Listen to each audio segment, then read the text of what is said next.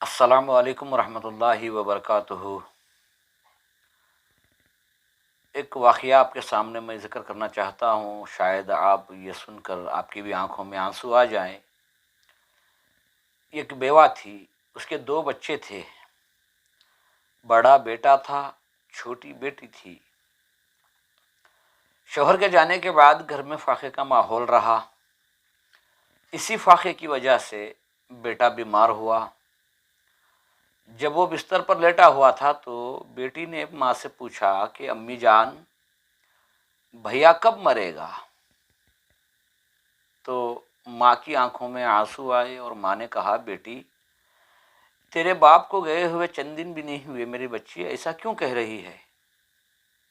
تو بیٹی نے کہا، اماں جب بابا کا انتقال ہوا تھا تو لوگوں نے ہمیں کھانا دیا تھا، شاید کہ اب بھائی کا انتقال ہو جائے تو لوگ پھر سے ہمیں کھانا دیں گے۔ تو میرے بھائیو، اکثر اللہ تعالیٰ نے ہمیں کچھ نہ کچھ تو دے رکھا ہے، ہم اپنی زندگی میں مد مست زندگی گزاریں گے اور محلے کے حالات کا جائزہ نہیں رکھیں گے تو شاید کل قیامت کے روز اللہ سبحانہ و تعالیٰ ہمیں کھڑا کر کے پوچھے گا۔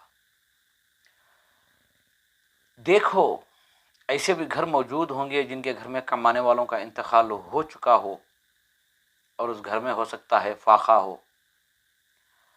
اللہ نے جو دیا ہے تو اس میں سے صدقہ اور خیرات کی شکل میں کچھ نہ کچھ ایسے گھروں میں راشن یا پیسے، کچھ بھی، اس نیت سے کہ اللہ سبحانہ و تعالیٰ ہمیں آخرت میں اس کا بہت بڑا اجر و ثواب عطا کرے گا۔ میں اللہ سے دعا کرتا ہوں کہ اللہ جہاں کہیں بھی مظلوم، یتیم، بیوہ، مجبور ہیں، اللہ ان کی غیب سے مدد فرمائے۔